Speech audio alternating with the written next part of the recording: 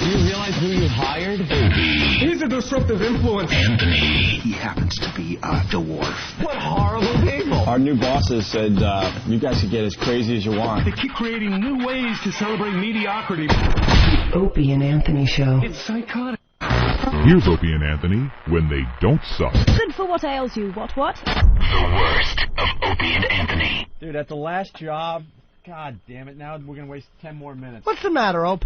At our last job, when we first when got no one there. really knew who we were still doing the stupid radio crap. I remember this. We finally put an end to that when we got some kind of audience behind us.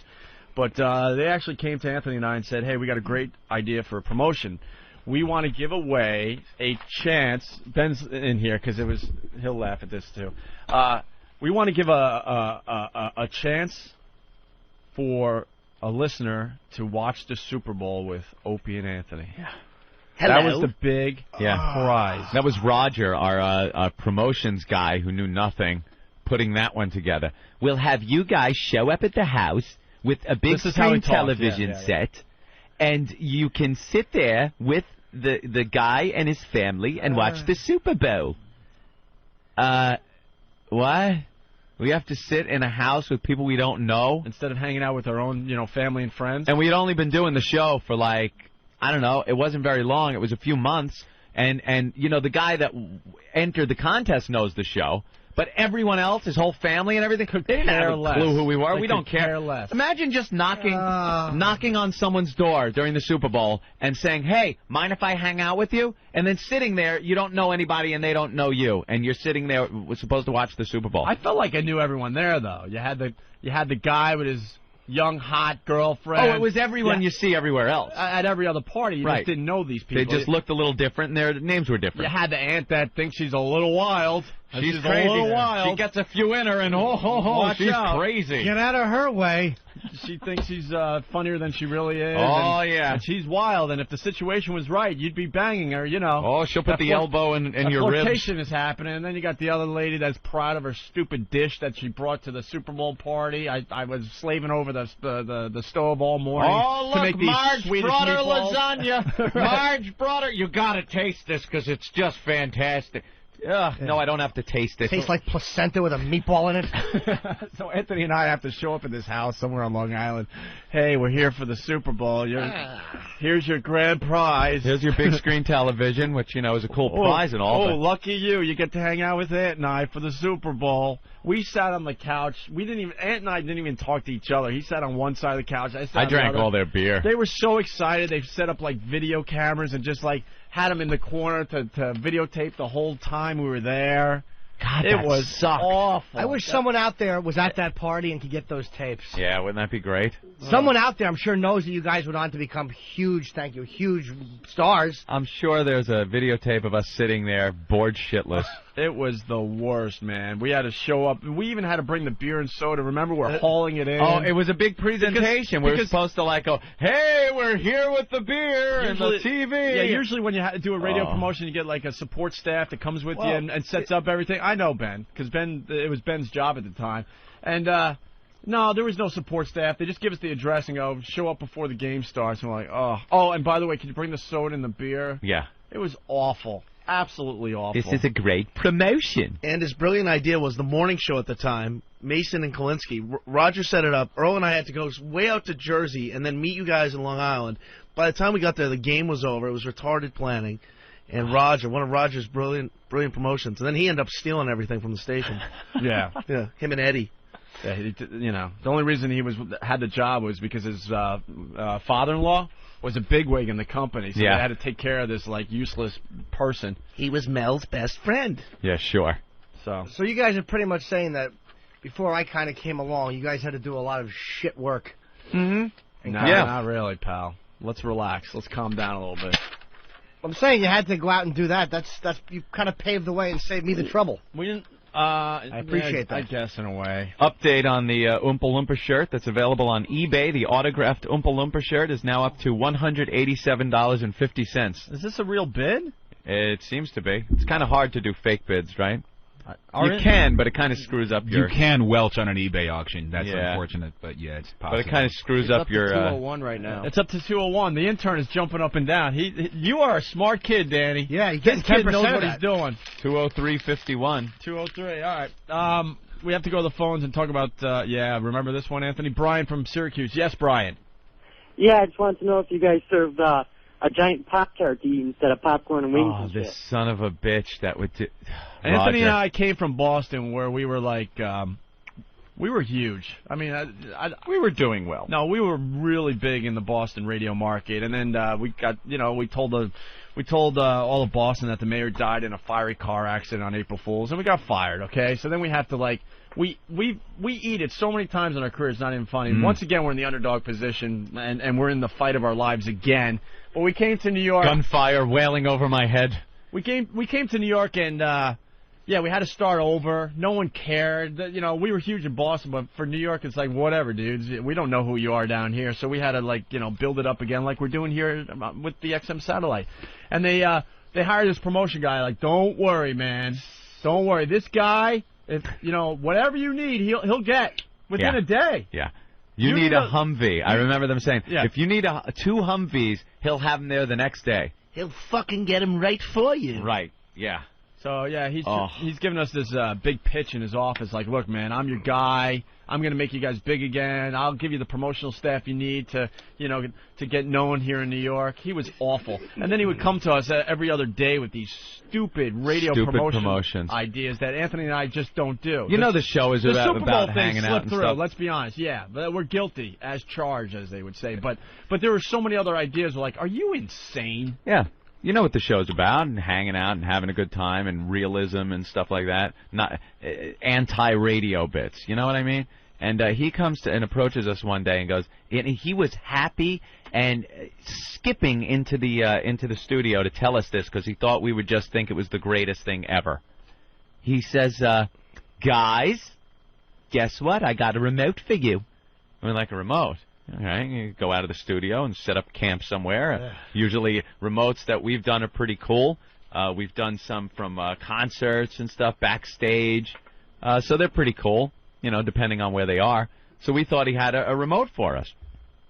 Like Ozfest, we went to that. We had a great time. Guys, I have a remote for you. Oh, yeah? Where, Roger? Where?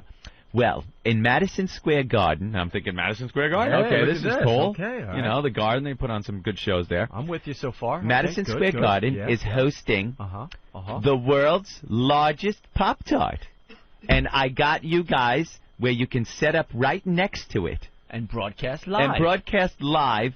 From the world's largest Pop-Tart at Madison Square Garden. We looked at it. I started laughing because I thought it had to be a joke. And I was waiting for the punchline and everything. No. He actually was setting us up where we would have our broadcast next to a giant toaster pastry. What are we gonna? How he thought this would enhance our program? Although I must say we have been talking about it for quite a while now. Can you imagine the radio show though? Oh, give us something to work with here. Hey, we're here in front of the largest Pop-Tart, and wow, it's pretty large, Anthony. Opie, I cannot wait until 2 hours. We're counting down. We're going to cut into this thing and see if it is apple or blueberry. That's right. We don't know yet. We'll be taking your calls so you can guess, and whoever guesses correctly what the toaster pastry filling is. And after this break, we'll be talking to the chef. Oh, the guy that actually cooked the giant Pop-Tart. That's right. It's an exclusive interview with the chef, Anthony. Maybe he'll give us the ingredients to the frosting that goes on top Boy, of we it. can only hope. Hey, where are they going to get a toaster to put this thing in? And for all you listeners stuck in traffic because you're trying to get down to the world's largest Pop-Tart, don't you worry. It's going to be here a while. It'll be here a while, and we'll be cutting little pieces off for everybody so you'll be able to try the world's largest Pop-Tart. This thing is huge, Opie. Just look at the size of it. I think that's what he was expecting, that we would be happy. The thought that when he walked into the studio with this, he was expecting us to be like, wow, and just pat him on the back and shake his hand and go, job well done. Giant Pop-Tart, great job. And then he came up with the wow window clings. We sat down with him and our retarded program director Gary, the ice cream man, the ice cream PD, who would come in licking an ice cream cone as we're pulling our hair out of our head because of multiple problems, and he would just come skipping in. Hey, what's up, guys? Go away, die, and Roger. I liked our program director Gary though. He taught me all about the stock market. Yeah, well, that's about all he did. He was heavy up in the stock market, like everyone was back then. But Roger, we sit down and design out these wow stickers because we want to get them out as quickly as possible. We meticulously pick a background color and a font color so it best shows up at distances and, visibility. Painstaking. It took weeks to design these stickers. We send them out. We get the boxes back, much like the scene out of Spinal Tap when they receive Smell the Glove. Yeah, exactly. We open up these boxes, expecting to see the sticker we designed. That took weeks, maybe even months to design. And Roger peels one out, and what he's got is equivalent to a WoW color form. Yeah. It's a clear color form. I remember saying to myself, "Oh, we're fucked." Yeah. And we're like, wait. Awful. Where are the WoW stickers? He goes, no, better than stickers. These are window clings. We're like, what? What? We designed it. No, these people don't have to worry about messing up their bumpers with bumper stickers. You could put these right on your window. Yeah, but what about people that? I was going to say, and it's not like tinted windows were popular. Tinted windows in the late '90s. The backs of tractor trailers, right. Signposts, right. walls, right. Anywhere else you see WoW stickers around, which is everywhere, that you will not see them because it's on a window cling. Unbelievable. Boxes upon boxes upon boxes of these useless window clings that, by the way, matched nothing in font or color to the sticker that we came up with. Yeah. But he was a genius. He knew better. I could see him at the sticker place, having our design, everything we wanted, going up to the counter at the sticker place and going, here's what I want. And then looking up and seeing a window cling and going, I have a better idea. I'm going to get window clings. And taking the initiative, all by himself, making the decision. What about the time he wanted us to marry a couple on Valentine's Day in a limo? In a limo? So Anthony and I would broadcast live from a limo. Right. As a couple was getting married in the limo on their way down to Atlantic City, I think, where the honeymoon would be. Very good, you remember this. And we would broadcast the whole thing. What we want you to do is pick a couple to win, a couple that's going to be married. They could call in. And we will pick a winner, and the winner gets to get married in the limo with you two presiding over the wedding. And you could broadcast it live from inside the limo. You worthless piece of crap. And then people wonder why we get stupid and do all these crazy things to get attention. Yeah, and they wonder why we do the voyeur bus, and we did, the C word on TV. And 55-gallon drum challenge, and all the fun stuff that people want to hear, because the station itself was presenting us through people like Roger with this crap drivel that you wouldn't hear on a morning zoo show. A Pop-Tart indeed. Yes, Ben? He then also, we were giving away satellite dishes, and he set it up so he won one as well as our program director. Yeah, that was another scandal. That was another scandal. And then when we knew that the radio station was completely falling apart, all this legendary rock memorabilia that was hanging on the walls. Oh, gold records from the Beatles. Led Zeppelin lithographs that were signed by everybody, including Bonham before he died. Back the car up to NEW. We don't know for sure. But allegedly, it seems like, it seems like he took a lot of that stuff. Yeah, stuff signed by Kurt Cobain just hanging up on the walls. I could use this. Everything just disappeared. Everything. The best was, allegedly, there was a huge box of stuff. He came in one morning on one of his last days, and we had Eddie, who was, Eddie was handicapped. Handy capable. Yes. He was handy capable. Distributed our mail, which was a whole other thing. They had the retarded guy distribute the mail at NEW. But he had Eddie take everything down to his car. He had this huge box.